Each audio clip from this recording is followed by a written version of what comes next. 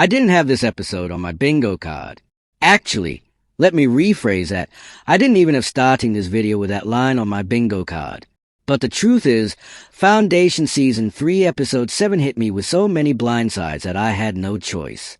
Tell me, when was the last time you watched a show where every 5 minutes you caught yourself whispering, "Wait, what just happened?" That was me last night, staring at the screen, pausing, rewinding, questioning if I had somehow missed something.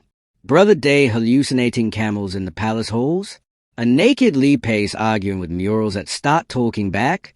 A ceremonial staff top with a robot skull? No, seriously, who writes this stuff? And better yet, how do they make it work so well that I'm not laughing at the absurdity but sitting there frozen like, oh my god, this means something. And here's the kicker, this isn't just spectacle. This episode didn't just surprise me with visuals. It started pulling the rug from under the entire direction I thought this season was heading in.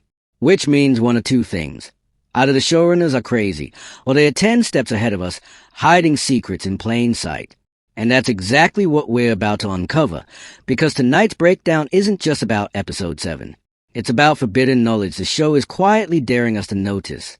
So let me ask you, what's more terrifying? A godlike empire held together by clones slowly losing control?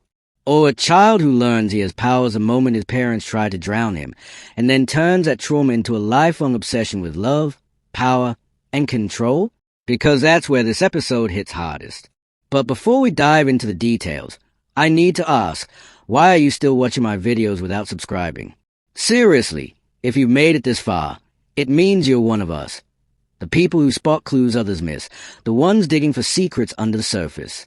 Hit that subscribe button right now, because what I'm about to reveal is knowledge you're not supposed to have. Alright, let's rip the mask off Episode 7. The episode is literally called Foundation's End. And the irony? It might be the beginning of the end for everyone. The flashback opening is chilling. We meet a young Mule, not the galactic conqueror we've seen in trailers, but a child growing up on Russum.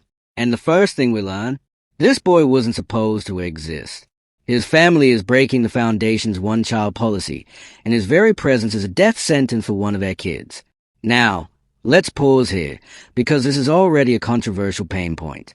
The Foundation, the group we've been trained to see as the good guys, is suddenly shown in the harshest light. Impersonal, bureaucratic, and merciless. Imagine being told you have 30 days to comply, which basically means choosing which of your children gets to live. And then comes a moment that broke me. His parents, ordinary people trapped in an impossible system, decide the baby stays. The older boy, the future Mule, is the one they choose to drown. Think about that. Not just choosing survival. Choosing the child who can't even defend himself over the one who has laughed with them, worked with them, dreamed with them. It's the ultimate betrayal. And here's where the forbidden knowledge begins. Because in that moment, the boy discovers his powers. Powers that make him feel, deep in his bones, that love can be forced. That love can be controlled. His father tries to drown him, and he screams, stopping the attack cold. And then, in a terrifyingly calm voice, he forces his parents to drown themselves, whispering, "You love me more than anything." Do you see the seed that's planted there? This is not just a villain origin story. This is the engine behind the Mule's entire philosophy. Love isn't earned. Love is taken. Love is forced. Love is conversion. Fast forward to New Terminus, and suddenly every scene of him commanding armies and bending leaders to his will feels even darker. Because it's not just conquest. It's repeating the trauma of his childhood on a galactic scale. Now here's where things spiral deeper. Remember how I said earlier the show blindsided me again and again? Well, buckle up, because the Mule leaves that baby brother alive. He places the infant on a neighbor's doorstep. And unless the writers are pulling the cruelest fake out in the galaxy, that baby might just grow into someone very familiar. Magnifico? Anyone? I'll let that sit for a second.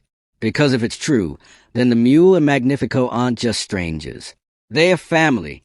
And while all of this is unraveling, let's not forget the chaos on New Terminus itself.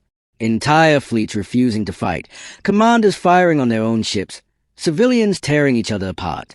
Tell me, was that really strategy? Or was Magnifico's eerie music working its way into their minds, just like the Mule promised it could? Here's a hypothetical for you. Imagine being one of those commanders. You're told to fire on your own fleet. You know it's madness. You know it's suicide. But suddenly, the music makes it feel right. Would you obey? Or would you risk being the lone voice of reason, marked for death? Drop your answer in the comments, because this is one of the darkest moral traps the show has laid for us so far. And speaking of traps, do you remember episode 6, when Harry was blindsided by the betrayal of the Foundation leaders? That moment wasn't just about politics. It was a setup, because episode 7 turns it into something far worse, the proof that, and that's just the first act of this episode. We haven't even touched Brother Dusk's hallucinations, Demerzel's forbidden past, or the black hole bomb that could erase everything in a blink. But I'll warn you now, the deeper we go, the stranger and more dangerous these revelations get. And by the end of this breakdown, you might find yourself questioning whether the real villain of Foundation isn't the Mule, but the Empire.